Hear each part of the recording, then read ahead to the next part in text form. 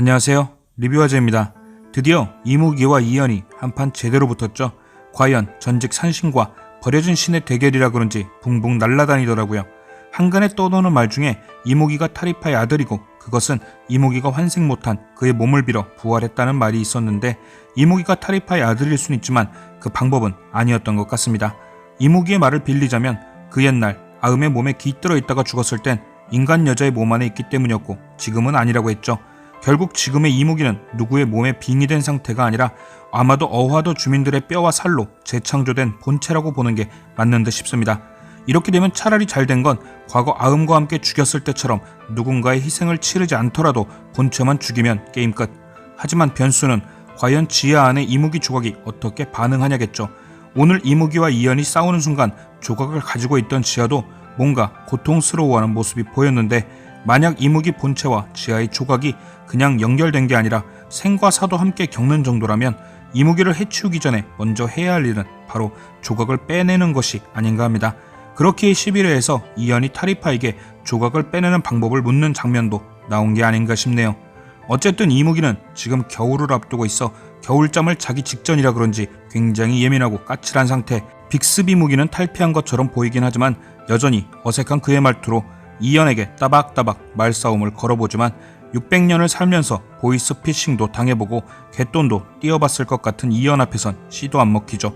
총 맞은 것처럼 뻥 뚫린 가슴을 가진 이무기. 자신의 재물이었으나 결국 이연을 살리고 자신을 죽게 한 남지아에게 폭풍 관심이 생기고 모태솔로였던 이무기는 지금 이연에게 질투심 500%의 상태. 결국 지아와 지아 부모님 이랑의 목숨을 볼모로 더러운 속내를 드러냈습니다.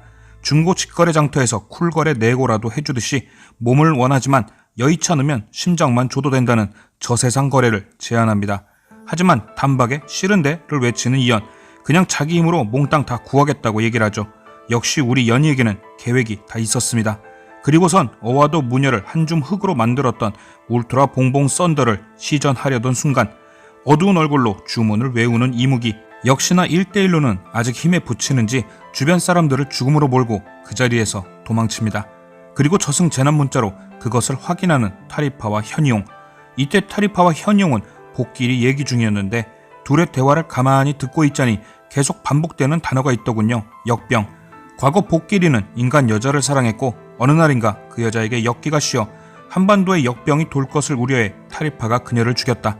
그리고 복끼리는 자신의 어미에게 죽임을 당한 여인을 따라 목숨을 끊었다.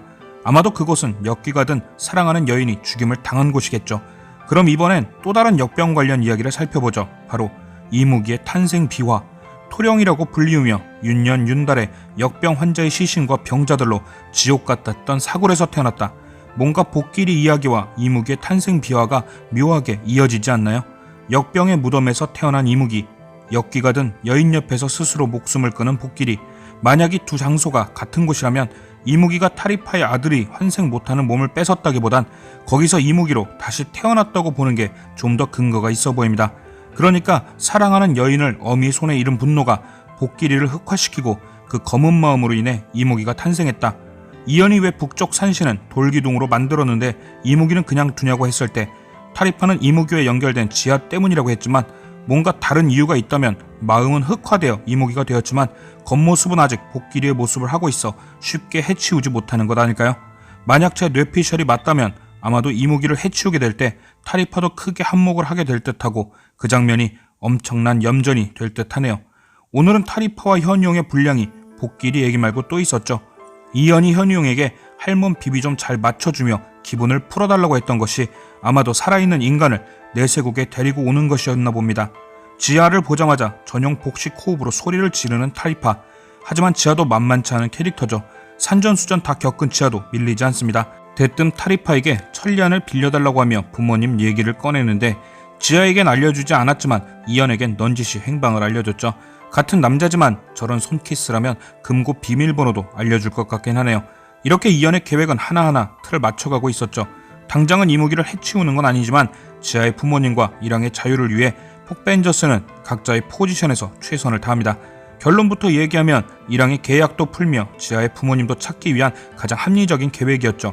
이랑과 이연, 여우 형제의 무대는 집사의 식물원, 지하의 무대는 이무기가 있던 회사였습니다. 이연과 이랑이 계약을 깨트린 방법은 역시나 현이용이 알려준 등가의 법칙. 모든 분들이 예상하셨던 것처럼 커피를 마시며 둘이 다시금 예전처럼 사이가 안 좋아진 것 같던 모습도, 이연에게 약을 먹인 뒤 물건으로 내리쳐 쓰러뜨린 모습도 모두 짜여진 각본이었죠. 짜자잔 하며 흥분된 눈빛으로 나타났던 것으로 봐선 전혀 품격 같은 건 안중에 없던 이연의 둔갑술. 여우 형제는 이 둔갑술로 집사를 속였습니다. 이랑인 척 집사 가까이 접근해 모습을 드러내며 집사를 공격한 이연. 그렇게 죽기 직전에 집사는 이랑에게 자신을 살려달라는 소원을 빌고 그렇게 서로 목숨을 구해주는 것으로 계약은 깨졌습니다. 그 시간 남지아는 이무기가 그곳에 가지 못하도록 600년간 이무기를 잠재웠던 봉인보다 무서운 막내의 회식이란 봉인을 겁니다.